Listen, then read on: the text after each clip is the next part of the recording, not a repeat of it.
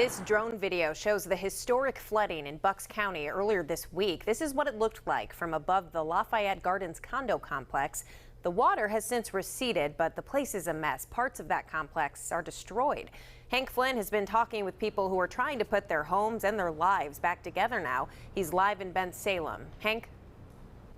Well, that's it, Shana, and the flow has been relatively steady, not mobbed, but steady here at this temporary Red Cross relief facility in Bensalem.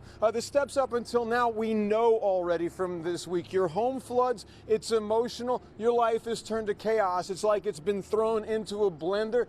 Now you're 2 days in, reality is set in, and Shana, now you realize the work has really just begun.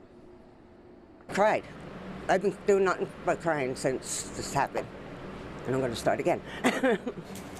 When you're flooded, feet squashing on the living room carpet like a sponge, that's Keith and Flossie McDonald now, distraught. Even your favorite pair of pants flooded makes you want to cry. It's a ton of recovery work with no idea where to begin. How do you even start? We had no clue.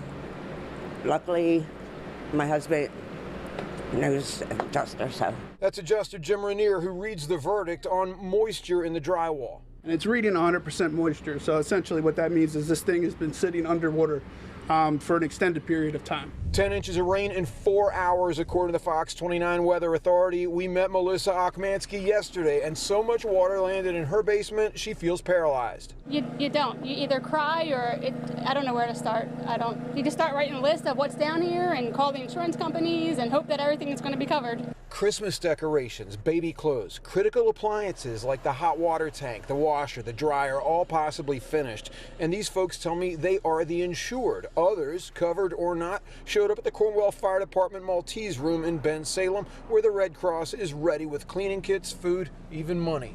They'll assess the damage, take a look at the water levels, take a look at the damage, be able to determine if financial assistance is something we can provide or if it's just a cleanup kit and a referral to carry on with your recovery process with other groups. Now, we just heard back from him, and this just happened about a half hour ago. The Red Cross has announced that this center here at the Cornwell's Fire Company, right off of Bristol Pike, will be open tomorrow. And they did not know this a while ago, but they open from noon to 3 tomorrow. So they'll continue to be here to serve victims of this flooding out here again at the Maltese room. At the Cornwell's Fire Department out here, with reports coming in of entire floors of apartment buildings that have been flooded and leases being terminated, unsubstantiated reports. There should be more victims in here tomorrow as well. People are continuing to do the math on this and come in here as needed, guys. They need all the help they can get. This is just the beginning, Hank. We appreciate that report. All right.